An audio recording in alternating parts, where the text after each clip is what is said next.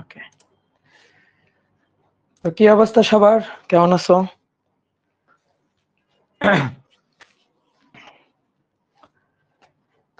কি অবস্থা সবার, বলো কেমন আছো সবাই? ডিয়ার স্টুডেন্ট, সবাইকে শুভেচ্ছা জানাচ্ছি চলতরিতের 13 নম্বর ক্লাসে। তো আমরা প্রায় কিন্তু চলতরিতের শেষের দিকে চলে আসছি। আমাদের মূল আলোচনার যে টপিকগুলো আছে সেই টপিকগুলো শেষ করতে 14টা ক্লাস লাগবে। অর্থাৎ আজকের ক্লাস করার পরে আরেকটা ক্লাস করলে মূল যে পড়াশোনার টপিকগুলো আছে সেই টপিকগুলো মোটামুটি ভাবে কভার হয়ে যাবে। তো এরপরে আমরা আরো কয়েকটা ক্লাস করব, এগুলাতে আমরা বেশি কিছু অ্যাডভান্স টাইপের ম্যাথ প্রবলেম সলভ করব এবং ওই ক্লাসগুলো হবে শুধু প্রবলেম সলভিং ক্লাস। তো আশা করি সবাই ভালো আছো, আমার কথা তোমরা ঠিকঠাক মতো শুনতে পাচ্ছ এবং স্ক্রিনের লেখাটাও ঠিকঠাক মতো দেখতে পাচ্ছ। তো চলো আমরা শুরু করে দিই। তাহলে চলতরিতের আজকে হচ্ছে 13 নম্বর ক্লাস। আমরা গত ক্লাসে হচ্ছে হুইটস্টোন ব্রিজ সার্কিট এবং মিটার ব্রিজ, এইটা নিয়ে আমরা গত ক্লাসে কিন্তু আলোচনা করছিলাম এবং লাস্টে মিটার ব্রিজের কয়েকটা ম্যাথ প্রবলেম এবং হুইটস্টোন ব্রিজের কয়েকটা ম্যাথ প্রবলেম আমরা সলভ করছিলাম। তো আজকে আসো আমরা প্রথমে হুইটস্টোন ব্রিজের 2-3টা ম্যাথ প্রবলেম সলভ করব, দেন আজকের ক্লাসে নতুন আরেকটা টপিক আমরা পড়ব। তাহলে একটু প্রবলেমটা লিখো, 1 নম্বর দিয়ে প্রবলেমটা একটু লিখো। সেটা হচ্ছে একটি হুইটস্টোন ব্রিজের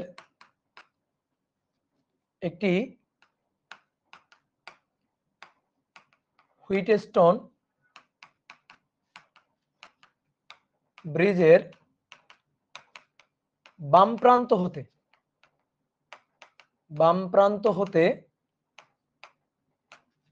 40 সেন্টিমিটার দূরে নিস্পন্দ বিন্দু পাওয়া যায়। দূরে নিস্পন্দ বিন্দু পাওয়া যায়। এবার আমাকে বলছে একটা হুইটস্টোন ব্রিজ সার্কিট, তো সেই হুইটস্টোন ব্রিজ সার্কিটের বাম প্রান্ত হতে বা একটা মিটার ব্রিজের, এখানে হুইটস্টোন ব্রিজ লিখছে, ওই হুইটস্টোন ব্রিজ মিটার ব্রিজ আসলে একই জিনিস, একটু স্পেসিফিক ভাবে যদি লিখতে চাও তাহলে মিটার ব্রিজ লিখো।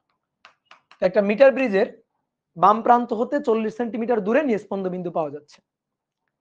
তার মানে দুই পাশে দুইটা রোধ আছে, এখানে একটা রোধ আছে, এখানে একটা রোধ আছে, বাম প্রান্ত ডান বাম প্রান্ত থেকে 40 সেন্টিমিটার দূরে নিস্পন্দ বিন্দু পাওয়া গেছে। এইবার ভালো করে শোনো, এবার বলা হচ্ছে বাম ফাঁকের রোধের সাথে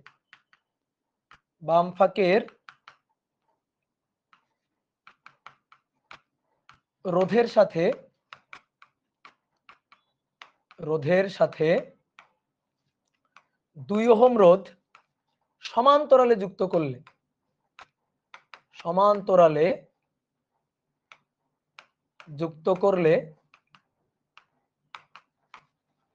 নিস্পন্দ বিন্দু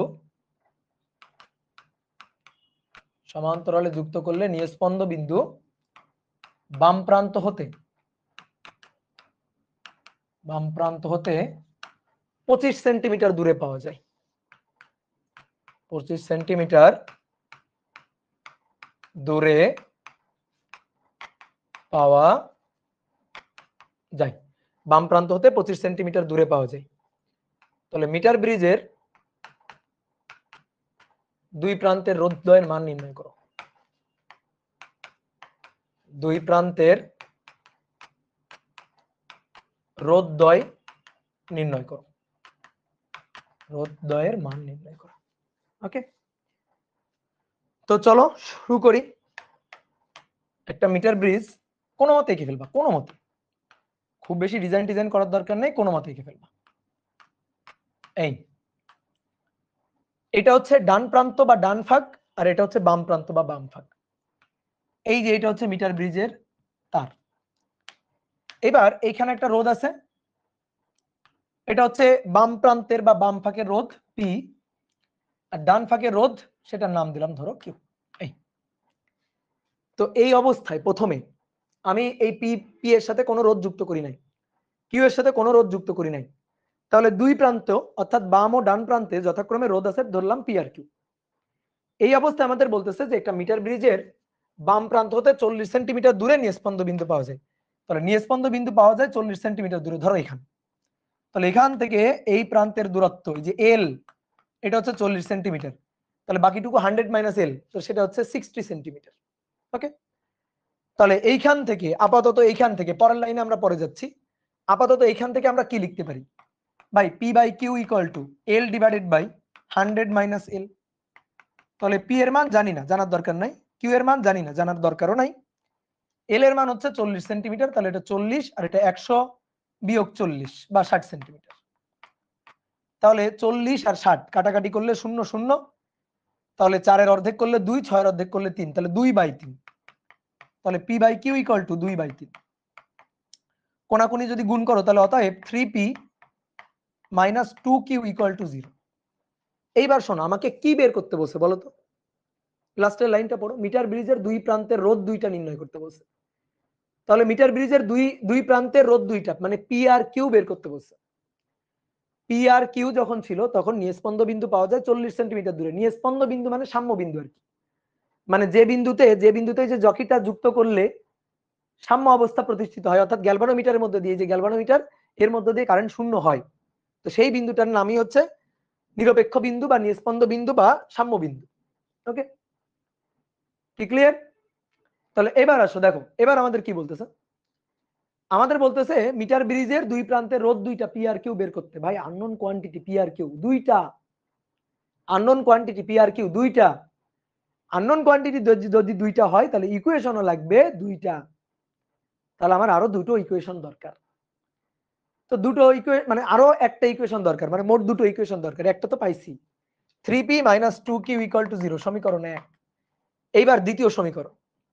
তো দ্বিতীয় সমীকরণ কিভাবে পাওয়া যাবে দেখো। মিটার ব্রিজের বাম প্রান্তে রোধ ছিল হচ্ছে পি, বাম প্রান্তে রোধ ছিল পি, ডান প্রান্তে রোধ ছিল কিউ। ঠিক আছে, এই অবস্থায় নিস্পন্দ বিন্দু পাওয়া গেছিল 40 সেন্টিমিটার দূরে। এইবার দেখো কি বলছে। বাম ফাঁকের রোধের সাথে, বাম ফাঁক এটা পি এর সাথে, পি এর সাথে 2 ওহমের একটা রোধ সমান্তরালে যুক্ত করলে, এর সাথে এই যে 2 ওহমের একটা রোধ সমান্তরালে যুক্ত করলে তখন নিস্পন্দ বিন্দু পাওয়া যায় 25 সেন্টিমিটার দূরে, এই যে এখানে। তাহলে তখন এল এর মান 25 সেন্টিমিটার। ঠিক আছে, এই যে এখান থেকে এইটুকু, তাহলে বাকিটুকু 100 মাইনাস এল অর্থাৎ 75 সেন্টিমিটার, যদি আমি পি এর সাথে 2 ওহমের একটা রোধ সমান্তরালে যুক্ত করি। কি ক্লিয়ার? তাহলে এইখান থেকে আমি আরেকটা ইকুয়েশন পাবো। এখানে কোনো রোধ দিছি না, এখানে তো কিউ ছিল, কিউই আছে, এখানে কোনো এক্সট্রা রোধ দেওয়া হয়নি, সমান্তরালেও না শ্রেণীতেও। তাহলে এবার আসো, এবার যদি এখানে লিখতে চাই তাহলে এবার কি লিখবো, পি বাই কিউ, কিন্তু পি বাই কিউ না, এই প্রান্তে এবার রোধ হচ্ছে পি আর টু সমান্তরালে, তো পি আর টু সমান্তরালে। তাহলে এই প্রান্তের এই যে তুল্য রোধ, তাহলে এই প্রান্তের তুল্য রোধটা হবে, এই প্রান্তের তুল্য রোধ হবে পি ইন্টু টু বা 2p, উপরে দুইটার গুণফল আর নিচে দুইটার যোগফল, মানে পি প্লাস টু। ঠিক আছে, তাহলে এই প্রান্তের রোধ হবে এবার এটা। তাহলে পি বাই কিউ মানে এইটা বাই এইটা, তাহলে 2p divided by p plus two divided by q, এই যে ডিভাইডেড বাই কিউ, এটা সমান সমান হবে l divided by 100 minus l, যেখানে এল এর মান 25 সেন্টিমিটার। তাহলে এবার আসো, এটা 2p নিচে p q plus 2q, p q plus 2q, এটা হচ্ছে 25 25 75, তাহলে 25/75, তো 25/75 মানে কাটাকাটি করলে 1/3। তাহলে এবার কোনাকুনি গুণ করে দাও, তাহলে 3 দুগুণে 6, 6p, এটা equal to p q plus 2q, p q plus 2q। Okay, then এবার হিসাব, জাস্ট হিসাবের ব্যাপার। যেমন এই সমীকরণ থেকে, এখান থেকে যে 3p minus 2q equal to 0 বা p equal to 2q/3, p equal to 2q/3, এটা এভাবেই লিখি। ধরো p ইকুয়াল টু 2q/3, তাহলে এখানে এবার p এর মানটা বসাই, 6, p equal to 2q/3, equal to p equal to 2q/3 into q plus by 2q। তাহলে 6/3, 3 দুগুণে 6, 4q, 2 দুগুণে 4, 4q minus 2q equal to হচ্ছে 2/3q², 2/3q²। তাহলে এখানে আমরা কত পাচ্ছি? এখানে কত পাচ্ছি? 2q, 2/3q²। তাহলে কিউ কিউ একটা কেটে দাও, দিলে কিউ ইকুয়াল টু 2 ও কাটে, 2 ও কাটে, তাহলে কিউ ইকুয়াল টু 3 ওহম। অতএব কিউ ইকুয়াল টু 3 ওহম। ঠিক আছে, আর একটা কিউ আসে যেখানে কিউ এর মান 0, তো কিউ এর মান 0 তো আমরা নিব না, কিউ এর মান 0 হলে তো রোধ 0 হয়ে গেল। তাহলে কিউ ইকুয়াল টু 3। এবার কিউ যদি 3 হয় দেন এইখান থেকে যদি আমি পি বের করি, ধরো 1 নং সমীকরণ থেকে পি, তাহলে 1 থেকে পাই পি ইকুয়াল টু 2 × 3 / 3। তাহলে 3 3 কাটাকাটি, পি হচ্ছে 2 ওহম। তাহলে কিউ হচ্ছে 3 ওহম, পি হচ্ছে 2 ওহম। এটাই হচ্ছে आंसर। বুঝতে পারছো? জাস্ট খালি হিসাব নিকাশ করা, জাস্ট খালি হিসাব নিকাশ করা হয়ে গেল, সহজ ম্যাথ। ঠিক আছে, আজকে কি নতুন কোনো টপিক পড়াবো? হ্যাঁ পড়াবো, আজকে নতুন টপিক পড়াবো। হয়েছে, সবাই বুঝছো? খুবই সহজ কোশ্চেন। এবার আসো নেক্সট, হুইটস্টোন ব্রিজের বা মিটার ব্রিজের টপিকের নেক্সট আরেকটা ম্যাথ। 2 নম্বর একটা সার্কিট এঁকে দেওয়া আছে, একটা সার্কিট এঁকে দেওয়া আছে।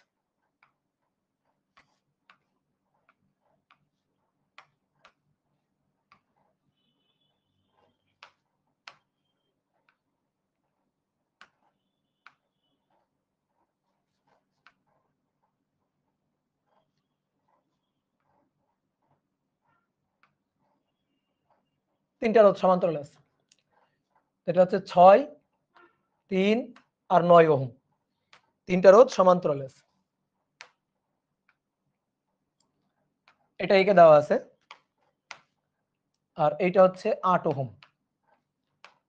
এবার বলা হচ্ছে 8 ওহমের সাথে কিছু রোধ সমান্তরালে যুক্ত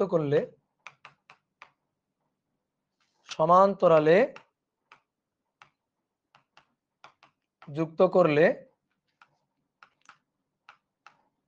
বাম প্রান্ত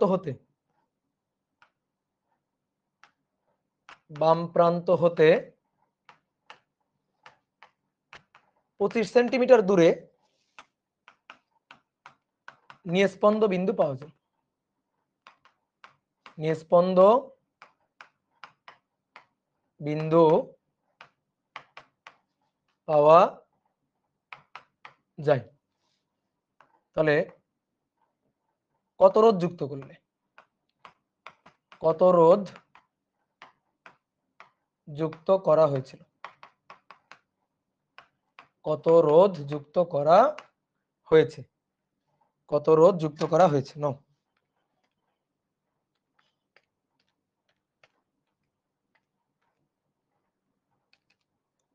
করো করো।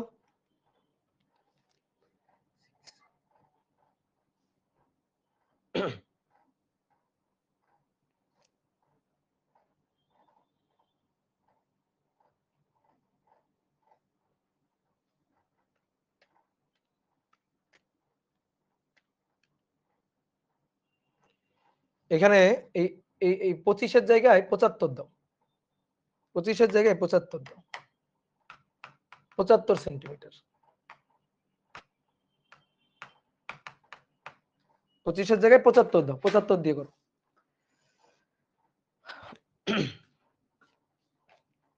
ওকে, তাহলে দেখো এই যে এই রোধের সাথে এটার সাথে সমান্তরালে কিছু যুক্ত করলে, ধরলাম এক্স। তাহলে তুমি একটা কাজ করবা, এইখানে কত যুক্ত করলে সেইটা আগে বের করবা। এই যে এইটা ধরো তুমি জানো না, ধরো এটা কিউ, এইটা আগে তুমি বের করো। এটা তুমি জানো, এটা রোধ কিন্তু জানো, পি। পি হচ্ছে 6 ইনভার্স 3 ইনভার্স 9 ইনভার্স সমান্তরাল। তার টোটালটার ইনভার্স। তাহলে 6 এর ইনভার্স, 3 এর ইনভার্স প্লাস 9 এর ইনভার্স দিয়ে টোটালটার ইনভার্স। তাহলে ভাই এটা 1.6363 ওহম। এটা হচ্ছে পি এর মান, এই যেটা হচ্ছে পি। তাহলে দেখো P by Q equal to L divided by 100 minus L. নিস্পন্দ বিন্দু কোথায় পাওয়া গেছে? নিস্পন্দ বিন্দুটা পাওয়া গেছে কোথায়? বলা হচ্ছে বাম প্রান্ত থেকে, বাম প্রান্ত, বাম, ঠিক আছে, বাম বাম প্রান্ত থেকে 75 সেন্টিমিটার দূরে, ধরো এখানে। তাহলে এল এর মান 75 সেন্টিমিটার। তাহলে তুমি আগে দেখো কিউ এর মান লাগবে কত, সেটা দেখো যে কিউ এর মান কত দরকার। তাহলে P divided by Q L divided by 100 minus L. তাহলে পি এর মান 1.6363, কিউ এর মান লাগবে কত আগে বের করব। এবার এল এর মান হচ্ছে 75 সেন্টিমিটার, আর নিচে হচ্ছে 100 মাইনাস 75 মানে 25। তাহলে অতএব কিউ এর মানটা বের করবো, আসো। তাহলে কিউ এর মানটা হবে অ্যান্সার গুণ 25 ভাগ 75। তাহলে 0.5454 এত ওহম, এত ওহম আমার দরকার, আমার কিউ এর মান এটা দরকার। এইবার বলো, এই প্রান্তে অলরেডি তো 8 ওহম আছে, তার সাথে কিছু পরিমাণ ধরলাম এক্স পরিমাণ যুক্ত করা হয়েছে, যুক্ত করা হইলেই এই ঘটনাটা ঘটে। তাহলে আমার লাগবে কিউ এর মান এইটা। এবার এই কিউ এর মান এইটা বানাবে কে? বানাবে 8 ওহম আর এক্স ওহম রোধ সমান্তরালে যুক্ত হয়ে। কি কথা বোঝা গেছে? 8 ওহম আর এক্স ওহম রোধ সমান্তরালে যুক্ত হলে তাহলে 1/8 1/x ইকুয়াল টু 1/0.5454। বোঝা গেল? এবার এখান থেকে এক্স এর মানটা বের করে নিবা, এখান থেকে এবার এক্স এর মানটা বের করে নিবা। তাহলে অ্যান্সার যেটা তার ইনভার্স, তার সাথে বিয়োগ হবে 8 ইনভার্স, যা থাকবে তার আবার ইনভার্স। 0.5853 ওহম, এই হচ্ছে অ্যান্সার। ঠিক আছে, এতটুকু রোধ যুক্ত করলেই কাজ শেষ। কি সহজ না? পারা যাবে না? সার্কিট দেওয়া আছে, দিয়ে বলতেছে 8 ওহম রোধের সাথে সমান্তরালে কত ওহম রোধ যুক্ত করলে বাম প্রান্ত থেকে 75 সেন্টিমিটার দূরে নিস্পন্দ বিন্দু পাওয়া যায়। খুবই সহজ। কি ক্লিয়ার? অনেক সময় ধরো মিটার ব্রিজের ম্যাথ দিল, তো মিটার ব্রিজের ম্যাথের মধ্যে আরো অন্যান্য কিছু মিশাই দিবে, যেমন তুল্য রোধের কনসেপ্ট মিশাই দিতে পারে। ঠিক আছে, আমি দেখো তোমাকে এখন একটা মিটার ব্রিজের ম্যাথ করাবো, সেটা আসলে মিটার ব্রিজের ম্যাথ না, সেটা আসলে তুল্য রোধের ম্যাথ, কিন্তু সেটা অলরেডি আমি তোমাকে করাইছি। ঠিক আছে, সেটা অলরেডি তোমাকে আমি করাইছি। তাহলে দেখো কেমন, মনে করো একটা মিটার ব্রিজ,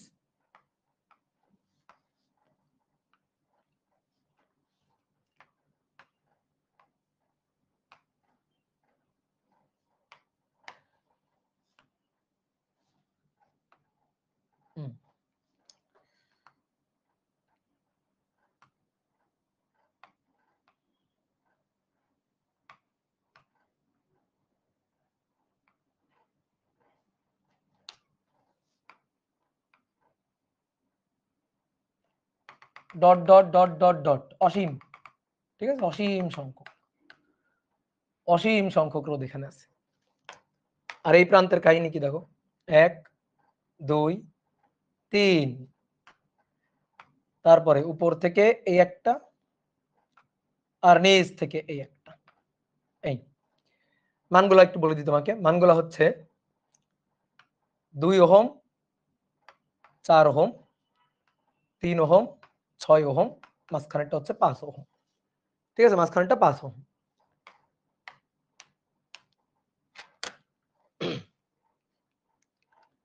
আর এটা হচ্ছে 1,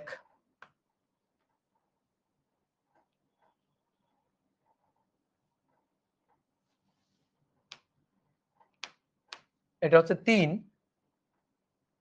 এটা হচ্ছে 9, 18, 36। 3 9 18 36, sorry sorry sorry sorry sorry sorry sorry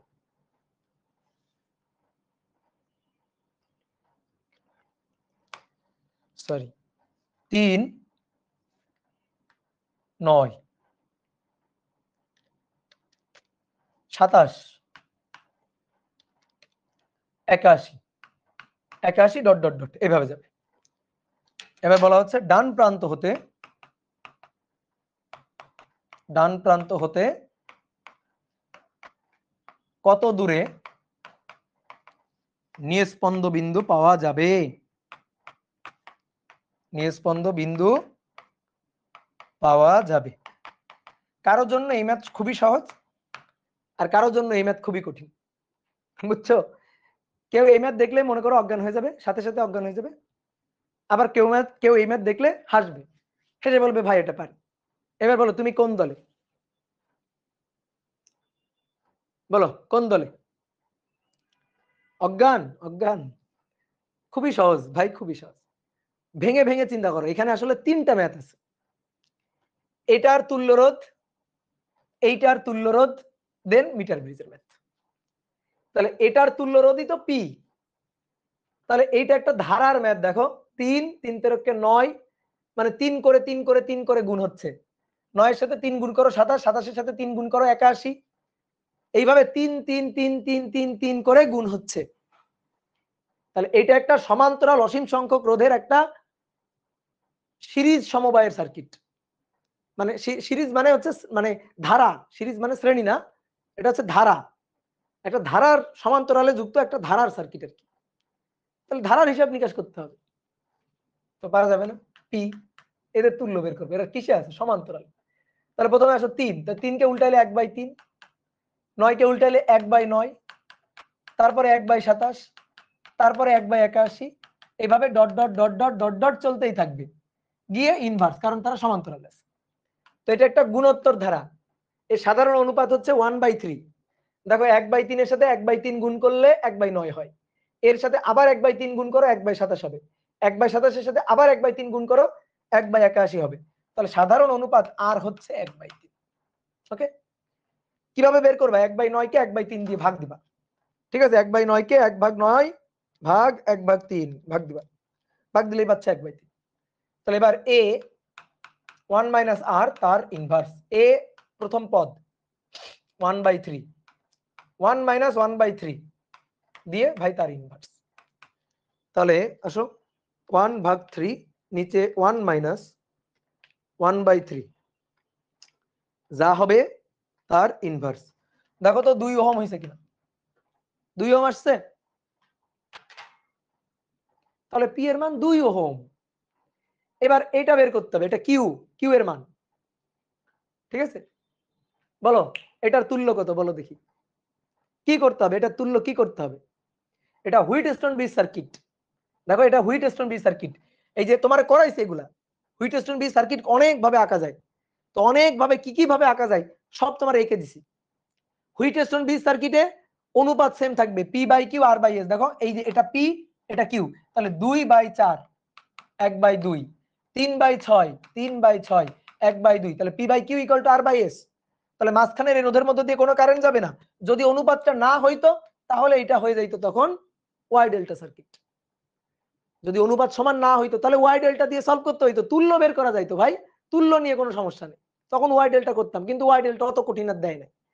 তাহলে এবার 2 আর 2 আছে শ্রেণীতে, 3 আর 6 আছে শ্রেণীতে, তারপরে এটা সমান্তরাল।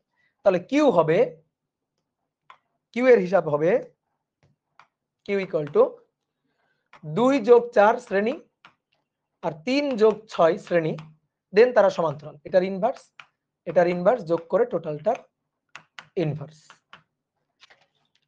তাহলে 6 ইনভার্স প্লাস 9 ইনভার্স দিয়ে টোটালটার ইনভার্স 18/5 বা 3.6। পি এর মান কিউ এর মান পেয়ে গেছো। তাহলে এবার এল এর মান বের করো। এল এর মান এই যে এখান থেকে এল কোথায় নিস্পন্দ বিন্দু পাওয়া যাবে, এল এর মান বের করতে বলছে। সো P by Q equal to L divided by 100 minus L. তাহলে পি এর মান 2, এটা 3.6, এল এর মান বের করতে চাই 100 মাইনাস এল। তো এখান থেকে এবার এল এর মানটা বের করবা। তাহলে 3.6 L equal to 200 minus 2L, তো মাইনাস 2L কে এই পাশে নিয়ে আসি, প্লাস 2L ইকুয়াল টু 200। তাহলে অতএব L ইকুয়াল টু 200 ভাগ 200 ভাগ 3.6 প্লাস 2, এল কমন নিলে 3.6 প্লাস 2, তাহলে ভাই দেখো তো 35.71 এত সেন্টিমিটার আসছে কিনা। কে কথা হচ্ছে? শেষ, অ্যান্সার হয়ে গেল, অ্যান্সার হয়ে গেল। এবার খুব ভালো করে শোনো, অ্যান্সার কিন্তু এইটা না, অ্যান্সার হচ্ছে 100 মাইনাস 35.71, অ্যান্সার হচ্ছে 100 মাইনাস অ্যান্সার, তাহলে 64.285 এত সেন্টিমিটার, এইটা হচ্ছে অ্যান্সার।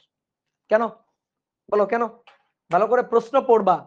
ডান প্রান্ত হতে, ভাই ডান প্রান্ত এটা, তাহলে ডান প্রান্ত থেকে কত দূরে নিয়ে স্পন্দ বিন্দু পাওয়া যাবে?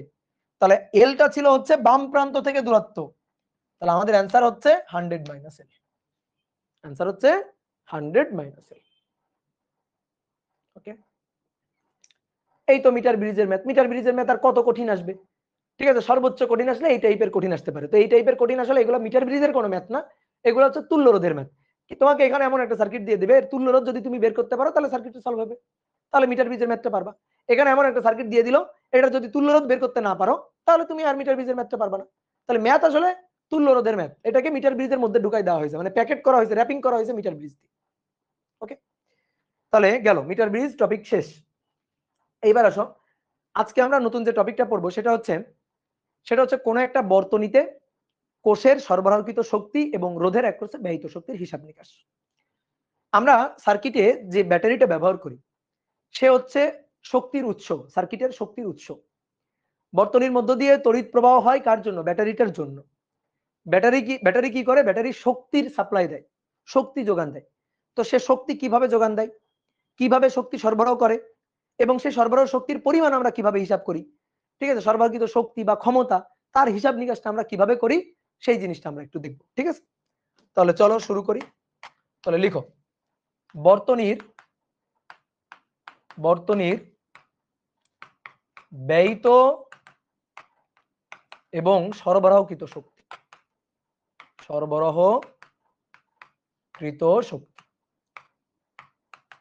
একটা সিম্পল সার্কিট হিসাব নিকাশের জন্য আমরা ধরে নিই যেখানে একটা রোধ আছে এবং একটা ব্যাটারি আছে। তো এই হচ্ছে একটা রোধ আর এইটা হচ্ছে ব্যাটারি।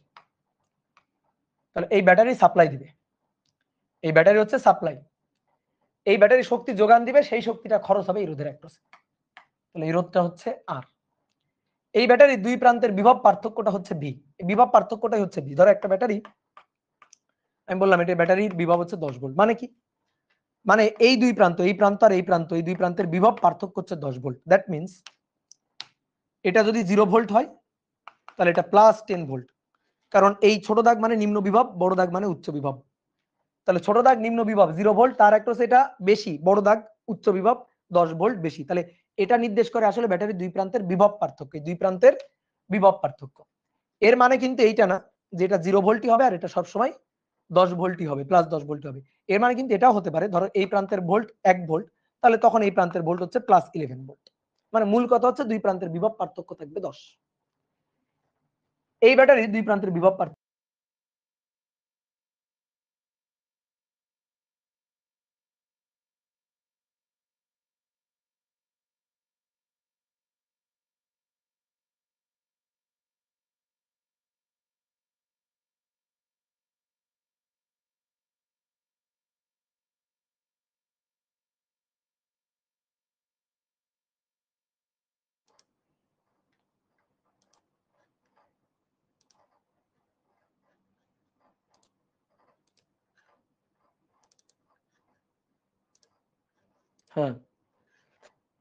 হ্যাঁ, দেখো তো ফেরত আসছে,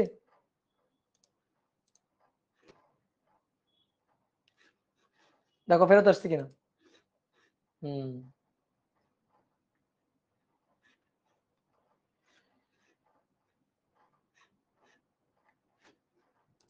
ওকে, এই তো চলে আসছে।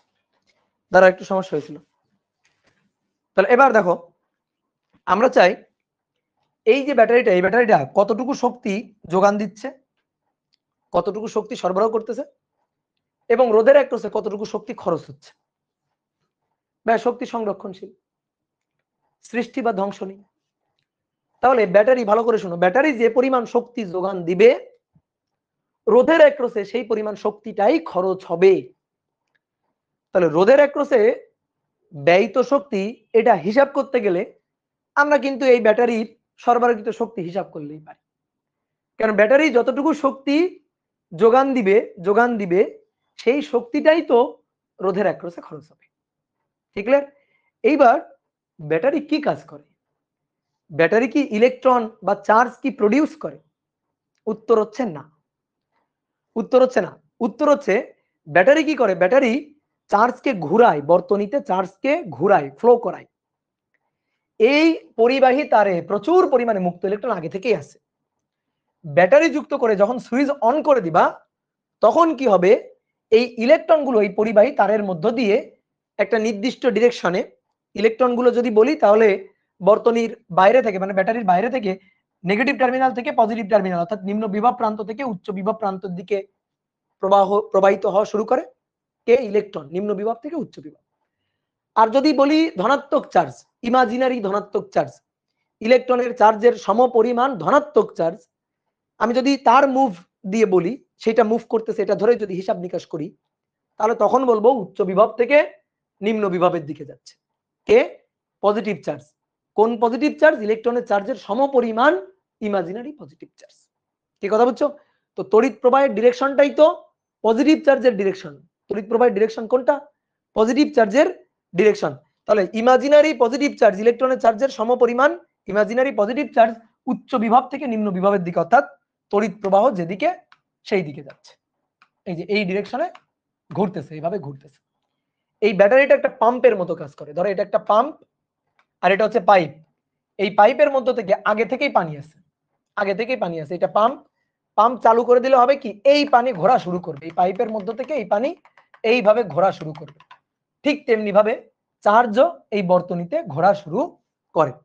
যদি ইলেকট্রন বলি তাহলে এদিকে ঘোরা শুরু করবে, আর ইলেকট্রন এদিকে ঘোরা মানে ইলেকট্রনের চার্জের সমপরিমাণ positive charge, imaginary positive charge তার উল্টা ডিরেকশনে, অর্থাৎ পজিটিভ থেকে নেগেটিভের দিকে, উচ্চ বিভব থেকে নিম্ন বিভবের দিকে ঘোরা। তো আমরা কারেন্টের ডিরেকশনকে পজিটিভ চার্জের ডিরেকশনই বলি। কারেন্ট হচ্ছে পজিটিভ চার্জের ডিরেকশন। তাহলে তড়িৎ প্রবাহ যেদিকে, ইলেকট্রন প্রবাহ তার বিপরীত দিকে। তো ব্যাটারি কি ইলেকট্রন বা এই পজিটিভ চার্জ যেটাই বলি না কেন, এগুলা কি প্রডিউস করে? উত্তর হচ্ছে না। এটা প্রডিউস করে না। ব্যাটারি কি করে? ওই চার্জ গুলাকে ঘুরায়। তাহলে চার্জ গুলাকে ঘুরাইতে গেলে যে কাজ হবে, চার্জকে ঘুরাইলে তো চার্জ স্থানান্তর হচ্ছে, এক জায়গা থেকে অন্য জায়গায় যাচ্ছে। তাহলে এইভাবে চার্জ ঘুরাইতে যে কাজ হবে, সেই কাজটাই হচ্ছে এই ব্যাটারির তড়িৎচালক শক্তি, বা এই ব্যাটারির মনে করো যে কাজটাই হচ্ছে ব্যাটারির সরবরাহকৃত শক্তি। তাহলে ইলেকট্রনকে ঘুরাইতে গিয়ে যে কাজটা করতেছে, সেই কাজটাই হচ্ছে ব্যাটারির সরবরাহকৃত শক্তি। তাহলে ব্যাটারি কি করতেছে? ব্যাটারি ইলেকট্রনকে শক্তি দিচ্ছে। ইলেকট্রন মানে ব্যাপারটা এরকম, এই তারে চার্জ ঘুরতেছে, ইলেকট্রন ঘুরতেছে ধরো, তো ইলেকট্রন এই ব্যাটারির মধ্যে ডুব দিচ্ছে, ডুব দিয়ে ব্যাগ ভরে শক্তি নিচ্ছে। সেই শক্তি নিয়ে এইখানে রোধের অ্যাক্রসে খরচ করতেছে, তারপরে ব্যাগ খালি হয়ে যাচ্ছে, তারপর আবার ব্যাটারির কাছে যাচ্ছে, গিয়ে ব্যাটারি ব্যাগ ভরে, ঠিক আছে, ব্যাটারির মধ্যে থেকে ব্যাগ ভরে ইলেকট্রন, এই প্রত্যেকটা ইলেকট্রনের ঘাড়ে ধরো বা প্রত্যেকটা চার্জের ঘাড়ে ধরো একটা করে শক্তির ব্যাগ আছে। তো এখান থেকে শক্তি ভরতেছে, নিয়ে সেই শক্তিটা এখানে খরচ করতেছে, খালি হয়ে যাচ্ছে, আবার এখানে যাচ্ছে, গিয়ে শক্তি গেইন করতেছে, এসে আবার শক্তি এভাবে ছাড়তেছে। তো এটাই করতেছে আসলে। তাহলে আমরা এখন হিসাব করব যে ব্যাটারি কি পরিমাণ শক্তি যোগান দিচ্ছে। তাহলে ব্যাটারি চার্জ ঘোরানোর জন্য যে কাজটা করতেছে, সেই কৃত কাজটাই হচ্ছে ব্যাটারির সরবরাহকৃত শক্তি, কোষের সরবরাহকৃত শক্তি। তাহলে কোষ চার্জকে ঘোরানোর জন্য যে কাজ করতেছে, চার্জকে ঘোরাইতে গেলে বা চার্জকে স্থানান্তর করতে গেলে যে কৃত কাজের হিসাব নিকাশটা যেটা আমরা করি, সেটা হচ্ছে W = del V into Q। del V into Q। তো del V হচ্ছে বিভব পার্থক্য, যেটা V into Q। তো এটা হচ্ছে চার্জ স্থানান্তরের কৃত কাজ। তাহলে আমরা কোষের সরবরাহকৃত শক্তি এবার হিসাব করব। বোর্ডে দেখো, কোষের সরবরাহকৃত শক্তি।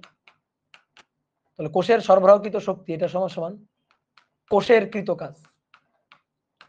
কোষের কৃত কাজই তো শক্তি। তাহলে কোষ কি করতেছে? চার্জকে ঘোরাচ্ছে, এই যে এই প্রান্ত থেকে চার্জকে ঘুরে এই প্রান্তে নিয়ে আসতেছে, ঠিক আছে। তাহলে চার্জ ঘুরাইতে গেলে যে কাজ করবে, তাহলে এই কৃত কাজের হিসাবটা হচ্ছে W, ঠিক আছে, কোষের সরবরাহকৃত শক্তি। কোষের সরবরাহকৃত শক্তি হচ্ছে ধরো ডব্লিউ, কোষের সরবরাহকৃত শক্তি হচ্ছে ডব্লিউ। তাহলে ডব্লিউ ইকুয়াল টু কৃত কাজ ভি কিউ বা del V into Q, del V into Q. তো ডেল ভি হচ্ছে ভি, এই যে ব্যাটারি দুই প্রান্তের বিভব পার্থক্য ভি ইন্টু কিউ। এইবার আসো বোর্ডে দেখো, আমরা জানি তড়িৎ প্রবাহ I, I equal to Q divided by T. তাহলে Q equal to I into T, এই যে কিউ ইকুয়াল টু এখানে, তাহলে V Q equal to I into T, এটাই তো কৃত কাজ। তাহলে এটাই হচ্ছে ব্যাটারির সরবরাহকৃত শক্তি, যে W equal to V into I into T. কি বুঝলা? খুবই সহজ জিনিস, যে W equal to V Q আর V equal to W equal to V Q, তাহলে Q equal to I into T, তাহলে W equal to V I T হয়ে গেল, শেষ। ওকে, এইবার আসো, তাহলে ব্যাটারি এই শক্তিটা সাপ্লাই করতেছে, এটাই তো রোধের এখানে গিয়ে খরচ হচ্ছে, এই শক্তিটাই তো রোধের এখানে গিয়ে খরচ হচ্ছে। তাহলে ব্যাটারির সরবরাহকৃত শক্তি, কোষের সরবরাহকৃত শক্তি, সেলের সরবরাহকৃত শক্তি, এটা গিয়ে এখানে খরচ হচ্ছে, তাহলে শক্তির তো সৃষ্টি বা ধ্বংস নেই। তাহলে রোধের অ্যাক্রসে ব্যয়িত শক্তি, রোধের ব্যয়িত শক্তি, রোধের এখানে শক্তি ডিজিপেট হচ্ছে, এখান থেকে শক্তি উৎপন্ন হচ্ছে বা গেইন করতেছে, শক্তি নিয়ে এখানে খরচ করতেছে। তাহলে রোধের অ্যাক্রসে ব্যয়িত শক্তি হবে সেটা কোষের সরবরাহকৃত শক্তির সমান, কোষের সরবরাহকৃত শক্তির সমান, সরবরাহকৃত শক্তির সমান, যদি অন্য কোনো ভাবে শক্তির লস না হয় আর কি। তা আমরা ধরে নিচ্ছি অন্য কোনো ভাবে শক্তির লস হচ্ছে না, তাহলে ব্যাটারির ব্যয়িত শক্তিটাই, ব্যাটারির সরবরাহকৃত শক্তিটাই রোধের অ্যাক্রসে ব্যয়িত শক্তি। তাহলে রোধের অ্যাক্রসে ব্যয়িত শক্তি হচ্ছে ভিআই ইন্টু টি, ঠিক আছে, একই জিনিস, W equal to VI into T. এইবার দেখো এই সূত্রটাকে আরো একটু ঘষা মাজা করে আরো কয়েকটা ফরম্যাটে আনা যায়। কিভাবে?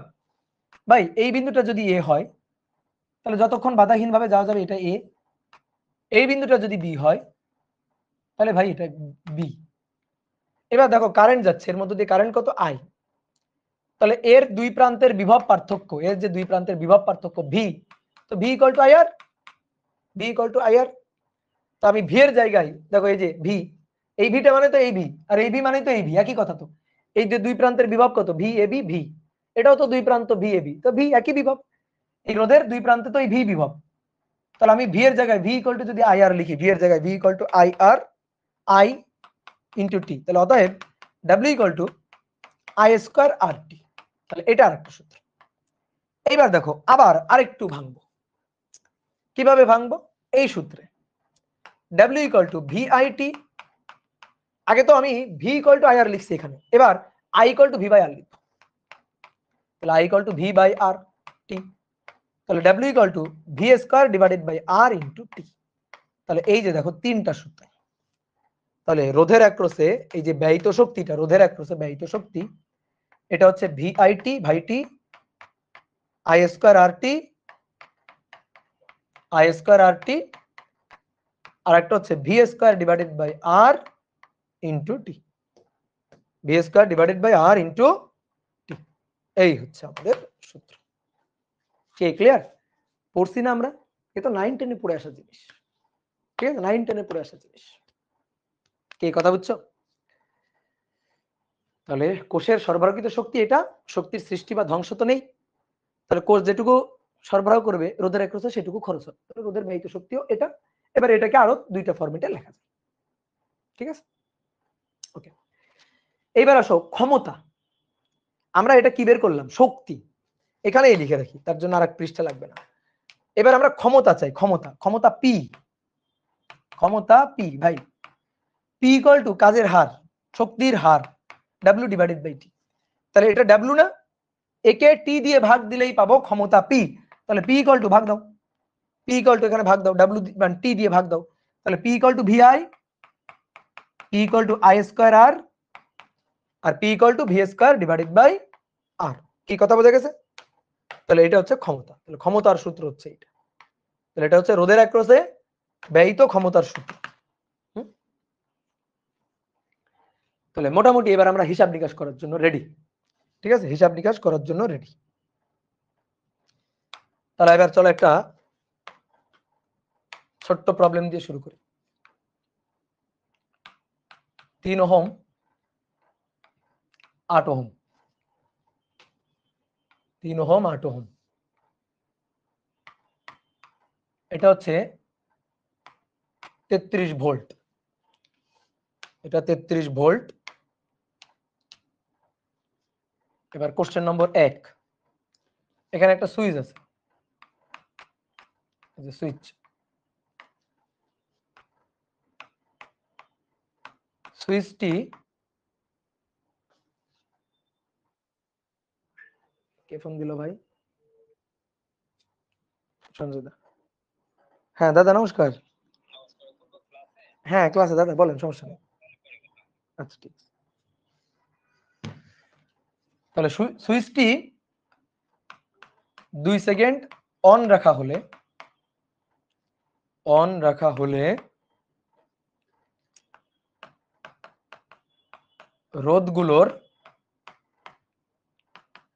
রোধগুলোর ব্যয়িত শক্তি নির্ণয় করো, ব্যয়িত শক্তি। আর 2 নম্বর, ওই সময়ে কোষের সরবরাহকৃত শক্তি, কোষের সরবরাহকৃত শক্তি, এটা নির্ণয় করো। ওকে, তো চলো দেখি। খুবই সিম্পল একটা সার্কিট, দুইটা রোধ শ্রেণীতে আছে।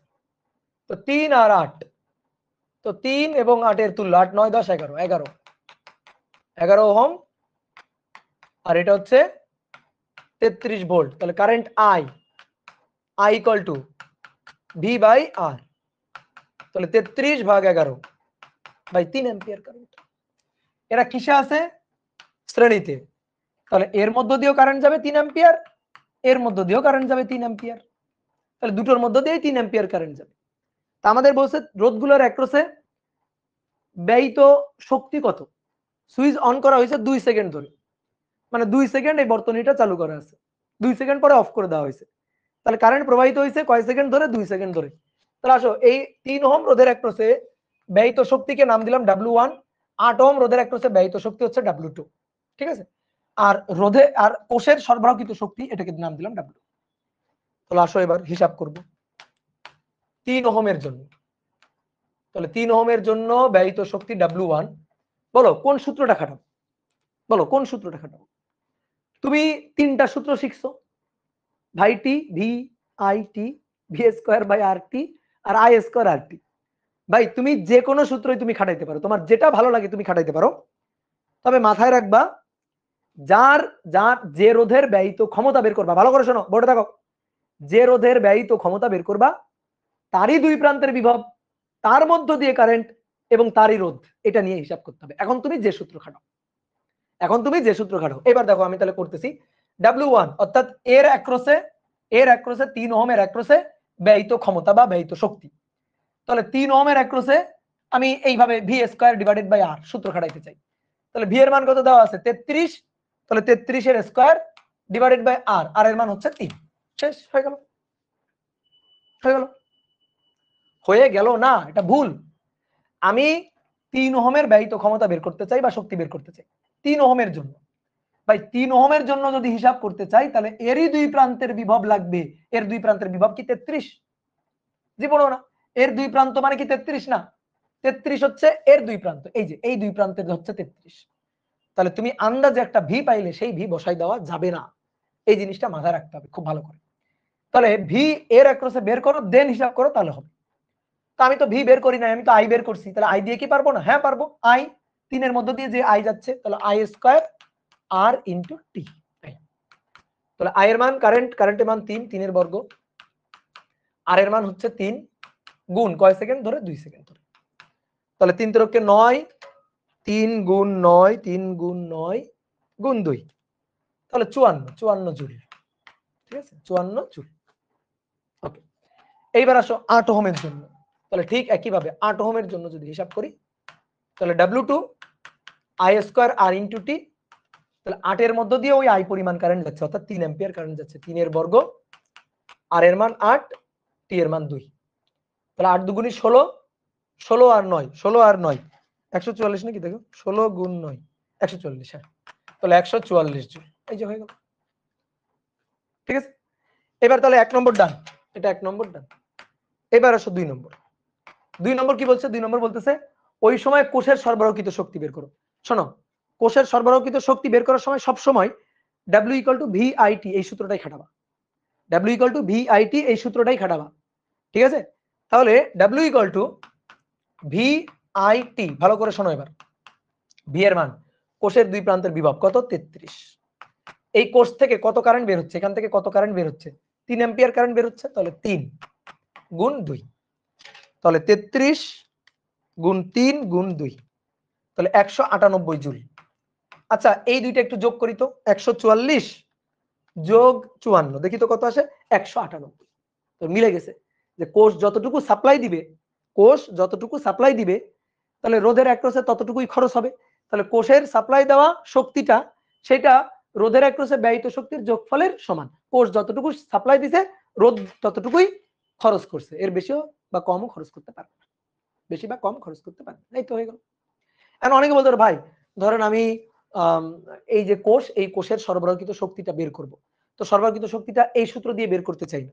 সরবরাহকৃত শক্তিটা আমি ধরো এই সূত্র দিয়ে বের করতে চাই, যে W = I² R × T, এই সূত্র দিয়ে বের করতে চাই, কোনো আপত্তি নেই। তুমি যদি আর দিয়ে বের করতে চাও, আর কি? রোধ। এইবার তাহলে বুদ্ধি খাটায় বলো কোন রোধ? এই যে আর, এখানে যে রোধের মানটা বসাবা, বুদ্ধি খাটায় বলো কোন রোধ? 8 নাকি 3 নাকি অন্য কিছু? এখানে যে রোধটা তুমি বসাবা, সেটা ব্যাটারির দুই প্রান্তের তুল্য রোধ। মাথায় রাখবা, ব্যাটারির দুই প্রান্তের তুল্য রোধ। এই যে ব্যাটারি, তার এই প্রান্ত আর এই প্রান্তের তুল্য রোধ, তো তুল্য রোধ 3 আর 8, শ্রেণীতে আছে 11। তাহলে হবে, তাহলে আয়ের মান 3 এর স্কয়ার, এখানে 11 গুণ 2, তাহলে 11 গুণ 2, 11 গুণ 2 গুণ 3 এর স্কয়ার 9, তাহলে 198 জুল। এভাবে করলে হবে। ঠিক আছে, তোমার যদি মনে চাই যে ভাই W = এটা V² / RT, এটা দিয়ে বের করবা, তাও কোনো সমস্যা নেই। V এর মান 33, 33 বর্গ। আর এর মান কোনটা বসাবা? আর এর মান, যেহেতু তুমি ব্যাটারিটা বের করতেছো, তাহলে এই ব্যাটারির দুই প্রান্তের তুল্য রোধ 3 আর 8 মিলে 11 গুণ হচ্ছে 2, তাহলে 33 এর স্কয়ার ভাগ হচ্ছে 11 গুণ হচ্ছে 2, তাহলে 198 জুল। 198 জুল, যেভাবে বের করো না কেন হবে। তবে আমার সাজেশন, কোষের সরবরাহকৃত শক্তি বের করতে গেলে এই সূত্রটা খাটাবা, তাহলে ইজি হবে। কেন? কারণ কোষের কি দেওয়া থাকে? কোষের দেওয়া থাকে কি? কোষের দেওয়া থাকে হচ্ছে ভি এর মান, আর ওই কোষ থেকে কি পরিমাণ কারেন্ট বের হয়ে আসতেছে, এই যে কারেন্ট বের হয়ে আসতেছে, এটা বের করে ফেলবা, তাহলেই তো কাজ শেষ। তাহলে আর তোমার বর্তনীর ওই ব্যাটারির অ্যাক্রসে, কোষের অ্যাক্রসে দুই প্রান্তের তুল্য রোধের হিসাবটা আর করা লাগবে না। ঠিক আছে, তুল্য রোধের হিসাবটা আর করা লাগবে না। তারপরে তোমার যেভাবে করতে চাই তুমি করো, কিন্তু ঠিকঠাক ভাবে করবা। তাহলে আমি আরেকবার ছোট্ট একটা কথা বলে দিই, মানে মূল কথাটা আরেকবার একটু বলে দিই, ভালো করে মাথায় ঢুকাও। সেটা হচ্ছে, যে রোধের ক্ষমতা বের করবা, ঠিক আছে, যে রোধের ক্ষমতা বের করবা বা যে রোধের শক্তি বের করবা, সেই রোধের কারেন্ট, সেই রোধের দুই প্রান্তের বিভব এবং সেই রোধের মান নিয়ে হিসাব করবা। আর যখন কোষের সরবরাহকৃত শক্তি বের করবা, তখন কোষের দুই প্রান্তের বিভব, ঠিক আছে, কোষের মধ্য দিয়ে কারেন্ট, অথবা কোষের দুই প্রান্তের যে তুল্য রোধ, সেইটা নিয়ে হিসাব নিকাশ করবা। যেমন তুমি আমারে বলো তো, এই যে 3 ওহম, এই 3 ওহমের ভি কত? 3 ওহমের ভি কত? 3 ওহমের জন্য ভি কত? তো V = IR, I × R, I × R। I এর মান 2 আর R এর মান 3, I এর মান, সরি, I এর মান 3, R এর মান 3, 3 গুণ 3, 3 × 9 ভোল্ট। বুঝলা? 9 ভোল্ট। এর অ্যাক্রসে দুই প্রান্তের বিভব হচ্ছে 9 ভোল্ট। এইবার তুমি ভি এর সূত্র দিয়ে করতে পারো। তাহলে এবার তুমি যদি শক্তি বের করতে চাও, W = V² / RT, কোন সমস্যা? তাহলে V², ভি এর মান 9, 9 এর স্কয়ার ডিভাইডেড বাই আর এর মান 3 গুণ টি, টি হচ্ছে 2 সেকেন্ড, তাহলে 9 এর স্কয়ার ভাগ 3 গুণ হচ্ছে 2, তাহলে কত? 54। এই যে 54। তাহলে আমি তোমারে একেবারে খুঁটিনাটি ভেঙে চুরে সব কিন্তু বলে দিলাম, তাহলে মাথায় রাখতে হবে কথা। তাহলে এবার চলো আর একটা ম্যাথ করব।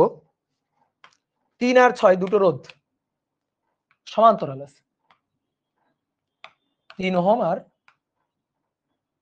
6 ওহম, তার সাথে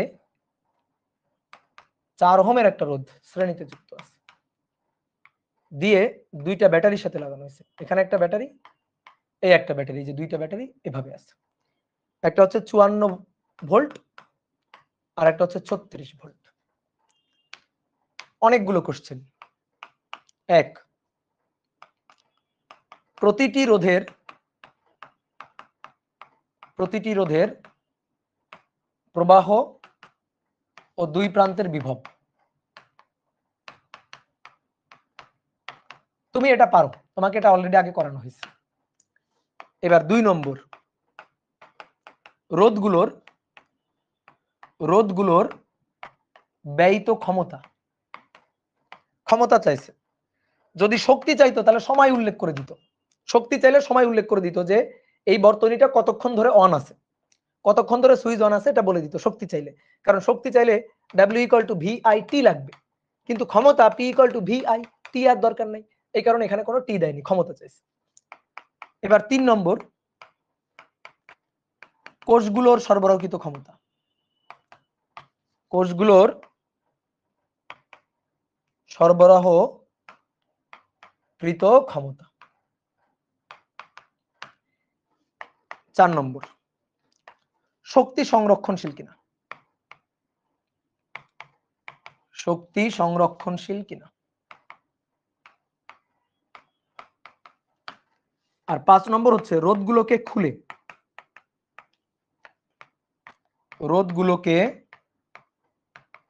খুলে পুনরায় কিভাবে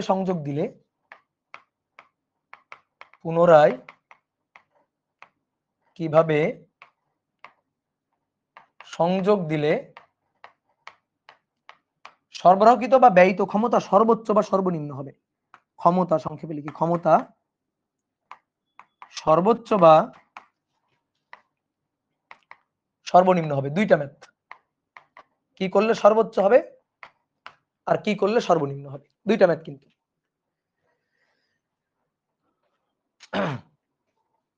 ওকে, প্রথমটা পারবা কিনা বলো, প্রথমটা পারবা কিনা? প্রথমটা পারা উচিত, প্রথমটা তোমাকে অলরেডি করানো হয়েছে। এরকম একটা সার্কিট, প্রত্যেকটা রোধের দুই প্রান্তের বিভব এবং কারেন্ট বের করো। আর তুমি অনেকভাবে করতে পারো, এটা খুবই সিম্পল একটা সার্কিট, তুমি normally voltage divider, current divider বা নরমাল ওহমের সূত্র দিয়ে করতে পারো। আর কারো যদি মনে হয় যে ভাই আমি কেসিএল কেভিএল দিয়ে করবো বা মেশ দিয়ে করবো, তাও করতে পারো। তুমি এখন স্বাধীন, তোমাকে সার্কিট সলভ করার সব টেকনিক আমি শিখাই দিচ্ছি, এখন তুমি স্বাধীন, তুমি যেভাবে ইচ্ছা করতে চাও করতে পারো, কোনো সমস্যা নেই। ঠিক আছে, কোনো সমস্যা নেই। তাহলে আসো, এই যে দুটো ব্যাটারি আছে, এই দুটো ব্যাটারি যদি তুল্য করে ফেলি, তাহলে দুটো ব্যাটারি তুল্য করে ফেললে ব্যাটারি একটা চলে আসবে।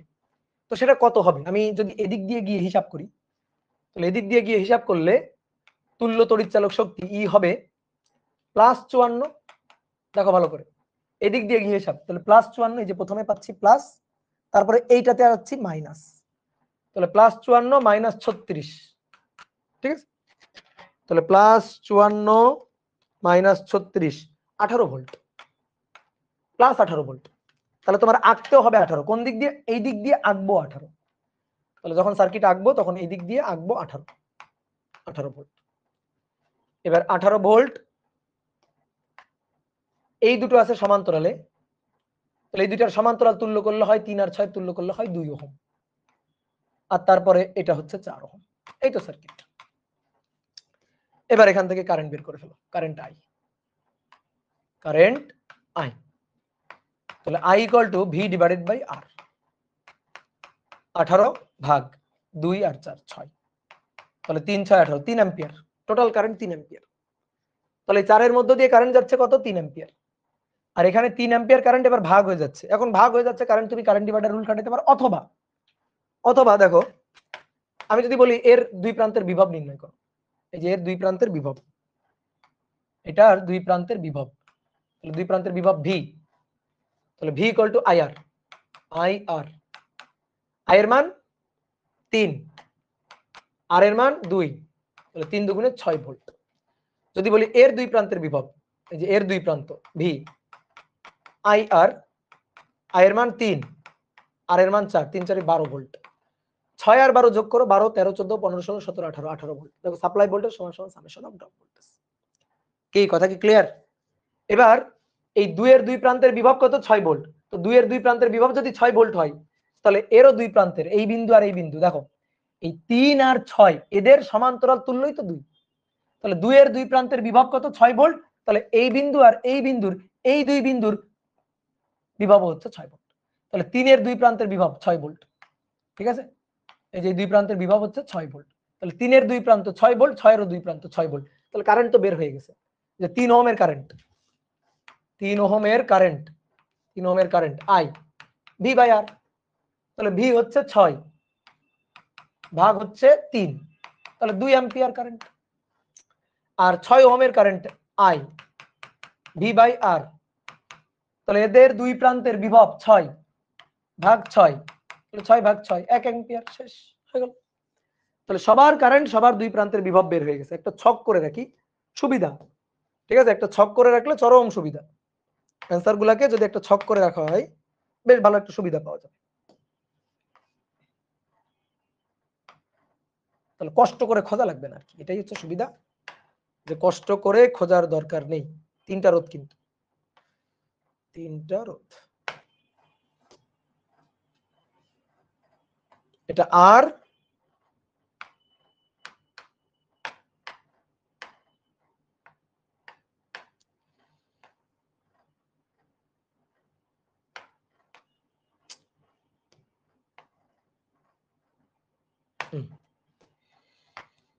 এটা হচ্ছে আর ওহমে, ভি ভোল্টে, আর আই হচ্ছে অ্যাম্পিয়ারে।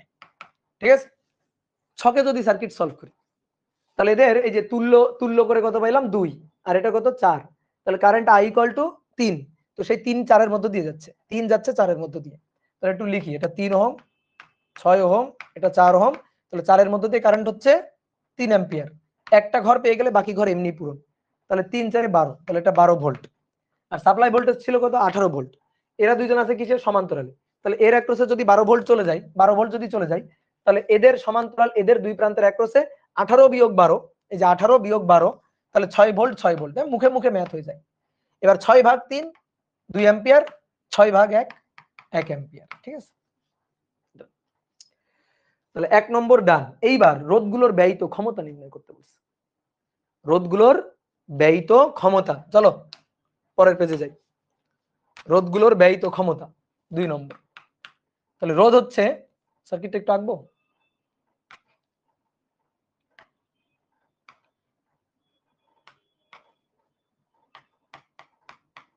এই হচ্ছে সার্কিটটা, 4 ওহম, 3 ওহম, 6 ওহম। তাহলে 1 নম্বর, সরি 2 নম্বর, রোধের 3 ওহমের ব্যয়িত ক্ষমতা। তাহলে এর ক্ষমতা P1। এবার কোন সূত্র খাটাবো ভাই? যেটা খুশি সেটা খাটাও। এই যে এই ছকে যা ইচ্ছা খাটাও।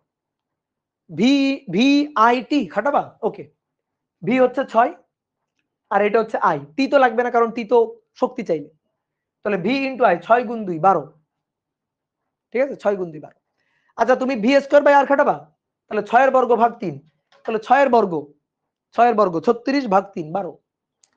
তারপরে তুমি খাটাবা আই স্কয়ার আর, আচ্ছা আই এর বর্গ, তাহলে 2 দুগুণে 4, তারপরে তার সাথে আর 3 4 12, দেখছো হয়ে গেল 12। তাহলে যে সূত্র খাটাইতে চাও, তো চেষ্টা করবা রোধের অ্যাক্রসের সূত্রগুলো আই স্কয়ার আর এগুলা খাটানোই, বা ভি স্কয়ার বাই আর এটাই খাটানোর চেষ্টা করবা। তাহলে আই এর মান, কারেন্টের মান আমরা বের করছি। কারেন্টের মান কত বের করছি? 2। তাহলে 2 এর বর্গ, আর এর মান 3, তাহলে 12 ওয়াট, সরি 12 ভোল্ট না 12 ওয়াট। আর 6 ওহমের জন্য P2, তাহলে এর জন্য যদি আই স্কয়ার আর সূত্রটা অ্যাপ্লাই করি, তাহলে আই কারেন্টের মান 1 স্কয়ার, আর আর এর মান কত 6, তাহলে 6 ওয়াট। ওকে। আর 4 ওহমের জন্য P3, আই স্কয়ার আর এর কারেন্টের মান 3, তাহলে 3 এর স্কয়ার 4, তাহলে 3 এর বর্গ গুণ 4 36 ওয়াট, 36 ওয়াট। তাহলে এইটা হচ্ছে রোধগুলার অ্যাক্রসে ব্যয়িত ক্ষমতা, রোধের ব্যয়িত ক্ষমতা। ডান। এইবার আসো কোষের ব্যয়িত ক্ষমতা বের করব, সরি কোষের সরবরাহকৃত ক্ষমতা বের করব। তাহলে এটা ছিল কত? 54 না, 54 ভোল্ট, আর এটা ছিল 36 ভোল্ট। ভালো করে খেয়াল করবা, এবার ভালো করে খেয়াল করবা। কারেন্ট কিন্তু এদিক দিয়ে আসতেছে 3 অ্যাম্পিয়ার। সেই 3 অ্যাম্পিয়ার এখানে ভাগ হয়ে গেছে, এই লাইনের মধ্যে দিয়ে গেছে 2 অ্যাম্পিয়ার, এই লাইনের মধ্যে দিয়ে গেছে 1 অ্যাম্পিয়ার। 3 আর 2 আর 1 যোগ হয়ে আবার 3 অ্যাম্পিয়ার, 4 মধ্যে দিয়ে গিয়ে এই 36 এর মধ্যে আবার কিন্তু 3 অ্যাম্পিয়ার কারেন্টই ঢুকছে। বুঝতে পারছো? তাহলে এবার 2 নম্বর, তাহলে আসো প্রথমে 54 ভোল্ট। 54 ভোল্টের সরবরাহকৃত ক্ষমতা, সরবরাহকৃত ক্ষমতা, এটাকে আমি P4 বললাম। P4, সবাই বোর্ডে থাকো, বলো কোন সূত্র খাটাবো, কোন সূত্র খাটাবো বলো। এখানে ভি ইন্টু আই ছাড়া আর কোনো গতি নাই, আর কোনো গতি নেই এখানে। ভি আই ছাড়া আর কোনো গতি নাই, ভি ইন্টু আই ছাড়া। কেন? কারণ তুমি যদি 54, এই যে 54, এই ব্যাটারিটার 54, অনেকে বলতে ভাই 54 আর 36 মিলে তো আমি 18 বের করলাম। 18 ভাই 54 আর 36 এর তুল্য ধরে নিছো 18, কিন্তু মূল যে দুইটা ব্যাটারি সেটা কি কি? 54 আর 36। তাহলে 54 ভোল্ট, তার দুই প্রান্তের রোধ যদি তোমার হিসাব করতে হয়, বলো কেউ যদি মনে করো ভি স্কয়ার বাই আর এই সূত্র লেখে, অথবা আই স্কয়ার আর এই সূত্র লেখে, তাহলে বলো তো আর এর মান কত? কে মানে আর এর মান কত বসাবে বলো? আর এর মান বসাবে কত বলো? আর এর মান কেমনে বসাবে? এটা অসম্ভব ব্যাপার। অনেকে বলতে ভাই আর এর মান হচ্ছে এই দুইটার তুল্য 2, 2 আর 4, তো 2 আর 4 6। না, কখনো না, কখনো না। 2 আর 2 4 6, এটা তুল্য কার একরসে? এই যে এই বিন্দু আর এই বিন্দুর একরসে, এই দুই বিন্দুর একরসে তুল্য, এই দুই বিন্দু। অর্থাৎ এই 54 আর 36 মিলে 18 হলে তার দুই প্রান্তের জন্য, 54 আর 36 মিলে 18 হলে তার দুই প্রান্তের জন্য রোধ হচ্ছে 6। কিন্তু 54 দুই প্রান্তে তো 6 না ভাই, 54 দুই প্রান্তে তো 6 না। এই বিন্দু মানে তো এই বিন্দু না, এই বিন্দু মানে কখনোই এই বিন্দু না। দেখো এইটা এসে এই সরি, এই যে এটা এসে এই পর্যন্ত থাকবে, এই যেটা এসে এই পর্যন্ত, এইটা এসে এই পর্যন্ত। তাহলে 54 তো এই বিন্দু আর এই বিন্দুর বিভব পার্থক্য 54, এই বিন্দু আর এই বিন্দুর তো বিভব পার্থক্য 54 না। তাহলে তুমি রোধ হিসাব করতে পারবা না তো এবার। তাহলে এবার তোমার এই ব্যাটারির জন্য যদি সরবরাহকৃত শক্তি বের করতে হয় বা ক্ষমতা বের করতে হয়, তাহলে সূত্র VI। এই কারণে আমি তোমার বলছিলাম সবসময় তুমি এই সূত্রটা খাটানোর চেষ্টা করবা। তাহলে ভি হচ্ছে 54 আর আই হচ্ছে 3, তাহলে 54 গুণ 3, 54 গুণ 3 162 ওয়াট। এইবার 36 ভোল্টের কেউ লিখবা না, 36 ভোল্টের কেউ কিন্তু লিখবা না P5 VI। তাহলে এর জন্য 36 গুণ 3, তাহলে 36 গুণ 3 কত? 108, 108 ওয়াট। তাহলে আমরা ব্যাটারির সরবরাহকৃত, দুটো ব্যাটারির সরবরাহকৃত শক্তি বের করে ফেলছি, মানে ক্ষমতা বের করে ফেলছি, ঠিক আছে? আর রোধগুলোর একরসে ব্যয়িত ক্ষমতাও বের করে ফেলছি। আমাদের একটা কথা বলছে যে শক্তি সংরক্ষণশীল কিনা। শক্তি সংরক্ষণশীল মানে ক্ষমতাও সংরক্ষণশীল হইতে হবে। তাহলে এই রোধগুলোর একরসে ব্যয়িত ক্ষমতা, এটার যোগফল হবে সরবরাহকৃত, এই যে ব্যাটারি দুইটার সরবরাহকৃত ক্ষমতার যোগফলের সমান। ব্যাটারি কি করে? শক্তি সরবরাহ করে। তাহলে ব্যাটারির সরবরাহকৃত শক্তির যোগফল হবে রোধের একরসে ব্যয়িত শক্তি বা ক্ষমতার যোগফলের সমান। দেখো তো, হিসাব করো তো হয় কিনা, মনে মনে হিসাব করো। রোধের একরসে ব্যয়িত ক্ষমতা 12 যোগ 6 যোগ 36, 54, কিন্তু কোষের সরবরাহকৃত শক্তি 162 যোগ 108, 270। এটা কেমন হইল? আমি রোধের একরসে ব্যয়িত ক্ষমতা বের করলাম টোটাল 54, কিন্তু কোষের সাপ্লাইকৃত, কোষের সাপ্লাইড পাওয়ার সরবরাহকৃত ক্ষমতা সেইটা 162 যোগ 108, এটা 270। এটা কেমনে সম্ভব? বোঝা গেছে? তাহলে কিছু একটা মনে হয় ঝামেলা হয়েছে। কি কথা বুঝলা? কিছু একটা ঝামেলা হয়েছে। এইবার সেই ঝামেলাটা ভালো করে বোঝো। রোধ, রোধের একরসে, রোধ এর জন্য সর্বদা, সর্বদা ব্যয়িত ক্ষমতা বা ব্যয়িত শক্তি, ঠিক আছে? সর্বদা ব্যয়িত ক্ষমতা বা ব্যয়িত শক্তি। রোধ, তার একরসে সর্বদা শক্তি ক্ষয় হয়, শক্তি খরচ হয়, শক্তি ব্যয় হয়। রোধের একরসে, এই যে রোধগুলো না, রোধগুলোর একরসে অ্যাবজর্ব পাওয়ার, রোধগুলা পাওয়ার অ্যাবজর্ব করে নেয়, পাওয়ার অ্যাবজর্ব করে, পাওয়ার খরচ করে, ওইখানে এনার্জি ডিসিপেট হয়, ঠিক আছে? কিন্তু কোষ সেল সে কি করে? শক্তি সরবরাহ করে। এটা একটা ভুল কথা। কোষ সবসময় শক্তি সরবরাহ করে না। কোষ শক্তি সরবরাহ করে সত্যি, কিন্তু কোষ শক্তি ব্যয়ও করে, শক্তি খরচও করে। কোষের অ্যাক্রসে শক্তি খরচও হয়। কখন? যদি তুমি দেখো বর্তনীতে কোনো ব্যাটারি, কোনো কোষ তার পজিটিভ টার্মিনাল, এটা পজিটিভ এটা নেগেটিভ, পজিটিভ টার্মিনাল থেকে কারেন্ট বের হয়ে আসতেছে, ভালো করে শুনবা, পজিটিভ টার্মিনাল থেকে কারেন্ট বের হয়ে আসতেছে, তাহলে তাহলে ওই রোধের ওই কোষের জন্য শক্তি সরবরাহ হবে। ওই কোষ শক্তি সরবরাহ করবে, সাপ্লাই পাওয়ার দিবে। ঠিক আছে? তাহলে এর একটা সাপ্লাই হবে। ঠিক আছে? সাপ্লাই পাওয়ার। ওকে, তাহলে পাওয়ার সাপ্লাই করবে, শক্তি সরবরাহ করবে। কিন্তু যদি এমন হয় কোন বর্তনীতে ধরো একটা ব্যাটারি দেখলা, সেই ব্যাটারির প্লাস দিয়ে, এটা প্লাস এটা মাইনাস, প্লাস দিয়ে কারেন্ট ঢুকতেছে, কারেন্ট বের হওয়ার পরিবর্তে প্লাস দিয়ে কারেন্ট ঢুকতেছে, এরকম যদি হয়, দেখো প্লাস দিয়ে আগে বের হচ্ছিল, এই যে এরকম আর কি, এভাবে যাচ্ছিল, মাইনাস দিয়ে ঢুকে প্লাস দিয়ে বের হচ্ছিল। এটা না করে যদি উল্টা হয়, প্লাস দিয়ে ঢুকে কারেন্ট যদি মাইনাস দিয়ে বের হয়, তাহলে সেই ক্ষেত্রে সে অ্যাবজর্ব পাওয়ার, অ্যাবজর্ব করবে, পাওয়ার অ্যাবজর্ব করবে, অ্যাবজর্ব পাওয়ার। তাহলে এখানে শক্তি সরবরাহ হবে না, উল্টা আরো শক্তি ওখানে খরচ হবে। অর্থাৎ এ হচ্ছে ঘর শত্রু বিভীষণ। ঠিক আছে? ঘর শত্রু বিভীষণ, কারণ ও কোষের দলে থেকেও ও রোধের দলে কাজ করছে, ও কোষ হয়েও ও রোধের দলে কাজ করছে। অর্থাৎ যারা শক্তি খরচ করে, যারা পাওয়ার অ্যাবজর্ব করে, ও তাদের দলে চলে গেছে। কি কথা বলছো? ও আর কোষের দলে নাই, সরবরাহকৃত শক্তির দলে নাই, ও ব্যয়িত শক্তির দলে চলে গেছে। তাহলে এই জিনিসটা মাথায় রাখতে হবে। এইবার তুমি দেখো, ভালো করে খেয়াল করো, দেখো 54 ভোল্ট যেটা, তার প্লাস থেকে কারেন্ট বের হয়ে আসতেছে, তাহলে এ সাপ্লায়ার হিসেবে কাজ করতেছে, শক্তি সরবরাহ করতেছে। তো 54 ভোল্টের সরবরাহকৃত ক্ষমতা ঠিক আছে, ওকে। কিন্তু এই 36 ভোল্ট দেখো, 36 ভোল্টের এটা প্লাস, দেখো প্লাস দিয়ে কারেন্ট ঢুকতেছে, এই যে 3 অ্যাম্পিয়ার কারেন্ট এভাবে ঢুকতেছে। তাহলে 36 ভোল্টের জন্য কারেন্ট ঢুকতেছে প্লাস দিয়ে, তাহলে এ শক্তি সরবরাহ করবে না, এর জন্য ব্যয়িত হবে। তাহলে এটা হচ্ছে ব্যয়িত ক্ষমতা, দেখছো? এই কারণে আমি বলছিলাম তুমি আগে লিখিও না। তাহলে এই শক্তি আসলে খরচ করবে, শক্তি ব্যয় করবে।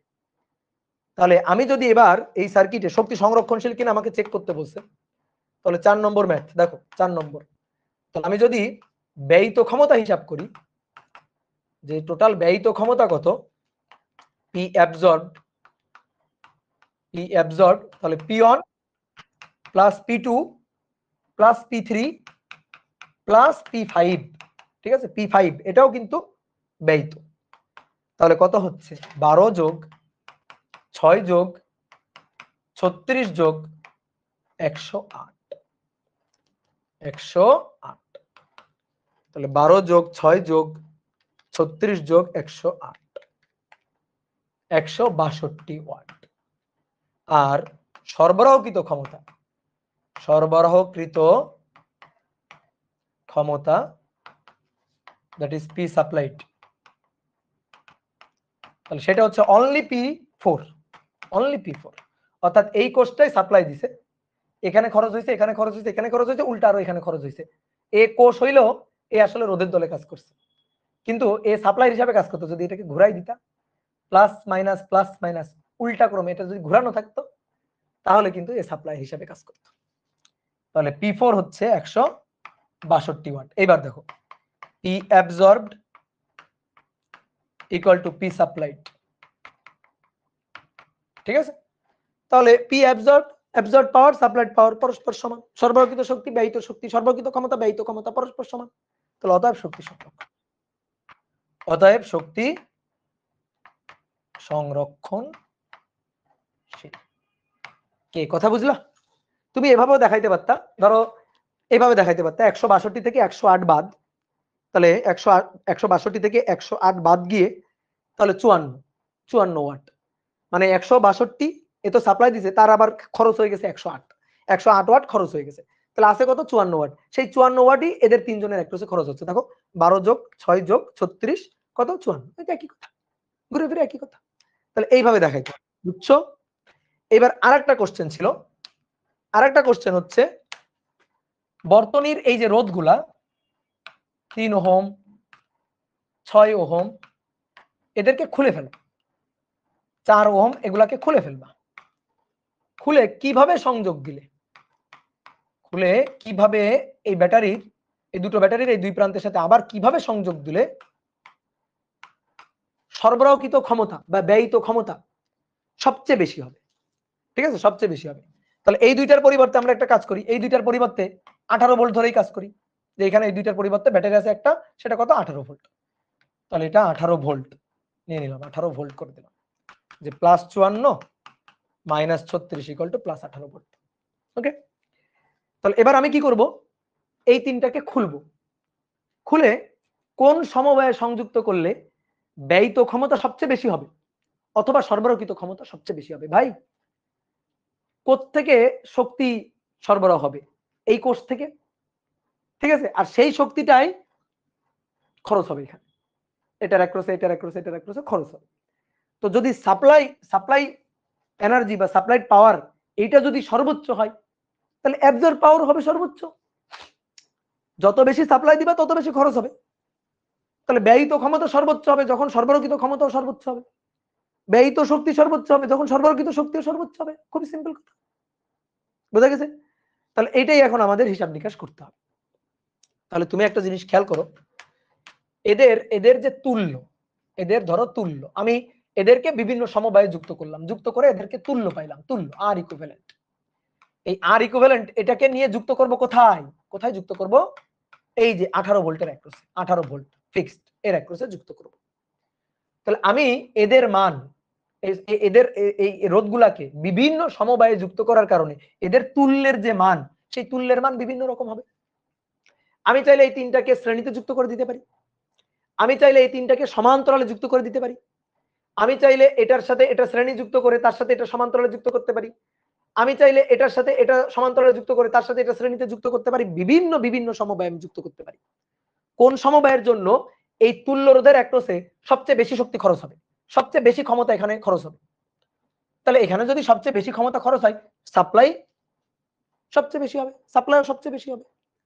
তো আমাদের সেই জিনিসটা বের করতে হবে যে কিভাবে যুক্ত করলে সর্বোচ্চ শক্তি খরচ হবে, কিভাবে যুক্ত করলে সর্বোচ্চ শক্তি সাপ্লাই করা মানে সাপ্লাই হবে, সরবরাহিত হবে, এবং সেই সর্বোচ্চ শক্তি বা ক্ষমতা কত, শক্তি তো বের করা যাবে না, ক্ষমতাটা বের করা যাবে, সেটাই আমাদের বের করতে হবে। তাহলে একটা জিনিস খেয়াল করে দেখো, এরও দুই প্রান্তের বিভব কিন্তু ভি 18 ভোল্ট, তাহলে ভি কিন্তু ফিক্সড, আর এর মধ্য দিয়ে কারেন্ট হচ্ছে আই। তাহলে এখন ক্ষমতা পি, পি ইকুয়াল টু, তাহলে পি ইকুয়াল টু সূত্র V square divided by R. তাহলে এই আর হচ্ছে আর ইকুইভ্যালেন্ট। তাহলে পি এর সাথে আর ইকুইভ্যালেন্টের সম্পর্ক ব্যস্তানুপাতিক, পি এর সাথে আর ইকুইভ্যালেন্টের সম্পর্ক ব্যস্তানুপাতিক। তাহলে এইবার কাহিনী শেষ। আর ইকুইভ্যালেন্ট এটা যদি ম্যাক্সিমাম হয়, কখন ম্যাক্সিমাম হবে ভাই? শ্রেণীতে, শ্রেণীতে না সর্বোচ্চ হবে? শ্রেণীতে। তাহলে ম্যাক্সিমাম হয় অর্থাৎ শ্রেণীতে যুক্ত থাকে, তখন তো ম্যাক্সিমাম হবে।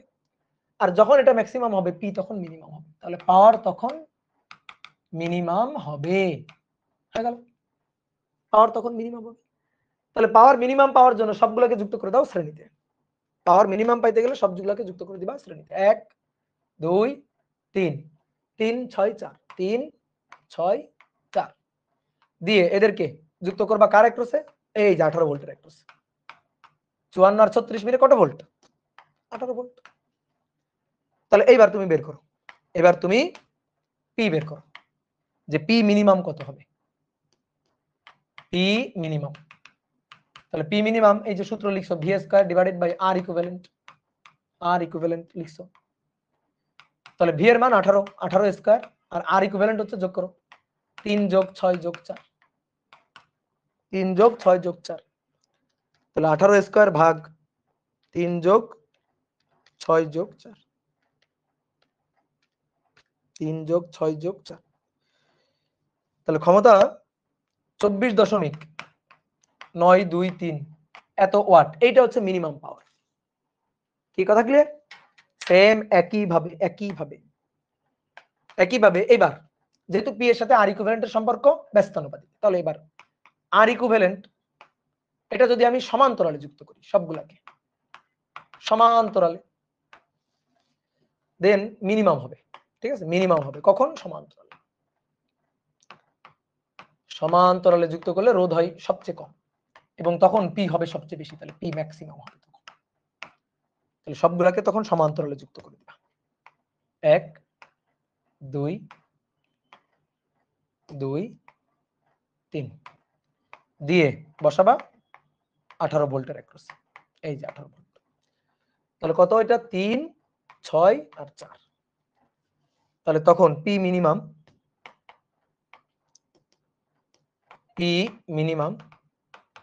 V square divided by R equivalent.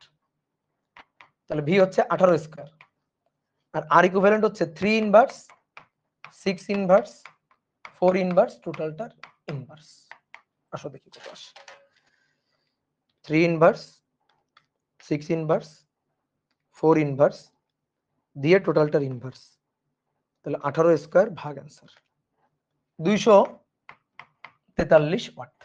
তাহলে এটা হচ্ছে পি মিনিমাম হবে, sorry sorry sorry sorry sorry sorry sorry sorry P maximum, sorry হ্যাঁ সরি সরি পি ম্যাক্সিমাম হবে। কি বোঝা গেছে? এইবার আমার একটা কথা আছে ভাই, আপনি হুট করে P equal to V square by R এই সূত্রে চলে গেলেন কেন? P equal to V square by R এই সূত্রে কেন চলে গেলেন? ভালো করে বুঝবা কিন্তু কথাটা, যে ভাই আমি যদি এই সূত্র দিয়ে ব্যাখ্যা দিতাম যে P equal to I square R, এটা দিয়ে ব্যাখ্যা দিতাম, অথবা P equal to V I এটা দিয়ে ব্যাখ্যা দিতাম। প্রথম কথা হচ্ছে রোধগুলাকে কিভাবে সমবায় করলে, তাহলে তুল্য তো লাগবে, তাই না? এখানে তুল্য বসানো তো জায়গায় নেই, রোধই তো নেই, কিন্তু এখানে আছে, তো এটা নিলেন না কেন? তাই না? এবার খুব ভালো করে শুনবে, একটা কনফিউশন যে ভাই P equal to V square by R, আর এর সাথে পি এর সম্পর্ক ব্যস্তানুপাতিক। ভাই পি এর সাথে আর এর সম্পর্ক তো সমানুপাতিকও হয়, তাহলে তখন তো উল্টা কথা হবে। যখন শ্রেণীতে থাকবে তখন আর বেশি পি বেশি, যখন সমান্তরালে থাকবে তখন আর কম পি কম, তাহলে তো এটাও হয়। এইবার দেখো এখানেই তো ঝামেলা, ভালো করে বুঝবা। দেখো শোনো ভালো করে, তোমাকে বলছে রোধগুলার সমবায় পরিবর্তন করতে। রোধগুলাকে তুমি বিভিন্ন সমবায়ে যুক্ত করবা, কখনো সবগুলা সমান্তরাল, কখনো সবগুলা শ্রেণী, অথবা দুটো সমান্তরাল বাকিটা তার সাথে শ্রেণী। তুমি রোধগুলাকে বিভিন্ন সমবায়ে যুক্ত করবা, তাতে কি হবে?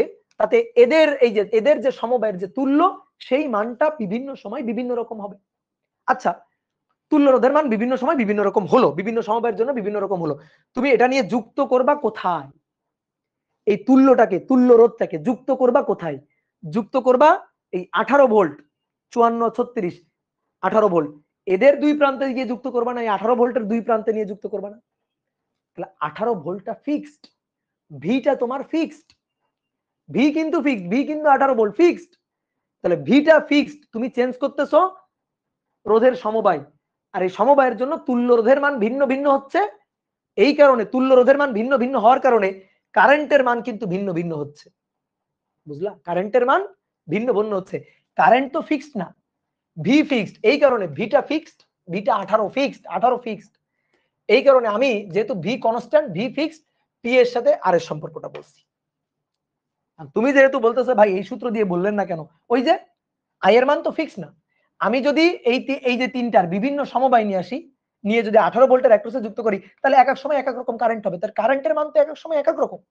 তাহলে কারেন্টের মান তো ফিক্স না, তাহলে কারেন্টের মান যেহেতু ফিক্স না, এটা যেহেতু চলক, তা আমি তখন এটা ফিক্সড হলে আমি তখন নয় পি এর সাথে আর এর সম্পর্ক বলতাম, যেহেতু এটা ফিক্স না তো আমি তো পি এর সাথে আর এর সম্পর্ক বলতে পারবো না। এবার এটাই হচ্ছে কাহিনী। এখন কারো যদি মনে হয় ভাই আমি এই সূত্র দিয়েই বলবো, আমার কোনো আপত্তি নেই, তুমি এই সূত্র দিয়ে বলো, আমার কোনো আপত্তি নেই, তখন আই তো ফিক্স না, তাহলে আই তো চেঞ্জ হচ্ছে, তাহলে আই এর মানটা এখানে বসাবো। এবার তাহলে কি করলাম, এদের তুল্য করে আর ইকুইভ্যালেন্ট, আর এটা হচ্ছে আই, তাহলে আই ইকুয়াল টু হবে ভি, এই যে ভি, ভি ভাগ আর ইকুইভ্যালেন্ট, ঠিক আছে, মানে ভি ভাগ আর, তাহলে আই ইকুয়াল টু হবে ভি ভাগ আর, ওকে, তার স্কয়ার ইনটু আর। ঠিক আছে, আমি কিন্তু এই সূত্র দিয়ে বলবো না, আমি এই সূত্র দিয়ে বলবো না, আমি এই সূত্র দিয়েই বলবো। তাহলে আই যেহেতু চলক, আই যেহেতু চেঞ্জ হচ্ছে, তাহলে I equal to V divided by R বসাই দিলাম, ভি ডিভাইডেড বাই আর। এবার আসো উপরে ভি স্কয়ার, নিচে আর স্কয়ার আর এটা হচ্ছে আর, তাহলে কাটাকাটি করে ভি স্কয়ার ডিভাইডেড বাই আর। এইবার আসো ভি স্কয়ার, ভি কি কনস্ট্যান্ট? হ্যাঁ ভি তো কনস্ট্যান্ট, ভি তো 18, ভি তো ফিক্সড, ভি এর মান তো ফিক্সড কনস্ট্যান্ট। তাহলে ভি স্কয়ার অর্থাৎ 18 স্কয়ার এটা যদি কনস্ট্যান্ট হয় তাহলে আর এর সাথে পি এর সম্পর্ক কেমন? ব্যস্তানুপাতিক। কাহিনী ঘুরে ফিরে একই। তোমার যদি মনে হয় ভাই এই সূত্র দিয়ে বলবো, বলো, এই সূত্র দিয়ে বললে এইভাবে বলতে হবে।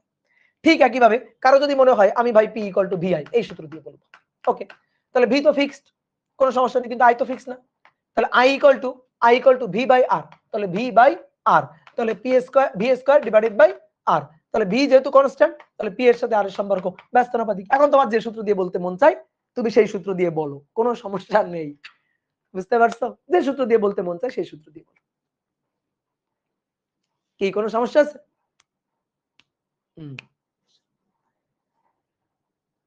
তো এটাই তো কাহিনী।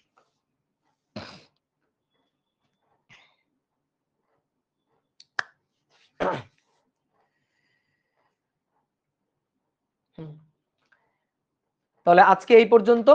নেক্সট দিন, পরের দিন আমরা হচ্ছে বিদ্যুৎ বিল হিসাব, তারপরে বাতির উজ্জ্বলতা, ঠিক আছে, এইগুলা নিয়ে মানে ছোট ছোট যে আরগুলো টপিক আছে, তারপরে শান্ট, এগুলা নিয়ে আমরা মূল আলোচনা শেষ করব। আর তার পরবর্তীতে চলতরিত্ব একটা মানে খুবই সুন্দর একটা অধ্যায়, এখানে অনেক সুন্দর সুন্দর ম্যাথ করা যায়। তো আমরা মূল টপিক শেষ করে ফেলবো। যারা ধরো একটু কম পড়াশোনা করতে চাও, ঠিক আছে, একটু কম পড়াশোনা করতে চাও, বা যাদের টার্গেট ধরো মেডিকেল, তাদের তো মনে করো বোর্ড পরীক্ষা পর্যন্ত টার্গেট, তো এই কারণে তাদের মনে করো যে 14 কি 15টা ক্লাস করলেই হবে, ঠিক আছে। তারপরে ধরো আরো 2, 3টা 4টা ক্লাস করাবো, তো সেটা যাদের ইঞ্জিনিয়ারিং প্রিপারেশন তাদের জন্য মাস্ট, ঠিক আছে। আরো একটু আমরা অ্যাডভান্স বিভিন্ন টাইপের ম্যাথ প্রবলেম গুলো বা ইঞ্জিনিয়ারিং বিভিন্ন জায়গায় যে ম্যাথ প্রবলেম গুলো আসছে সেই টাইপের কিছু প্রবলেম আমরা তারপরে সলভ করব। তাহলে নেক্সট দিন মোটামুটি বলা যায় যে এই অধ্যায়টা শেষ হয়ে যাবে, ঠিক আছে, নেক্সট দিন এই অধ্যায়টা শেষ হয়ে যাবে। পোস্ট অফিস বক্স করাবেন? পোস্ট অফিস বক্স লাগবে না, পোস্ট অফিস বক্স আর পটেনশিওমিটারে লাগবে না, এই দুইটা কোনো কাজেই লাগবে না, অ্যাডমিশন টেস্টও লাগবে না পোস্ট অফিস বক্স, ঠিক আছে, পোস্ট অফিস বক্স করার দরকার নেই। ওকে, তাহলে টাটা, বাই বাই, থাকো।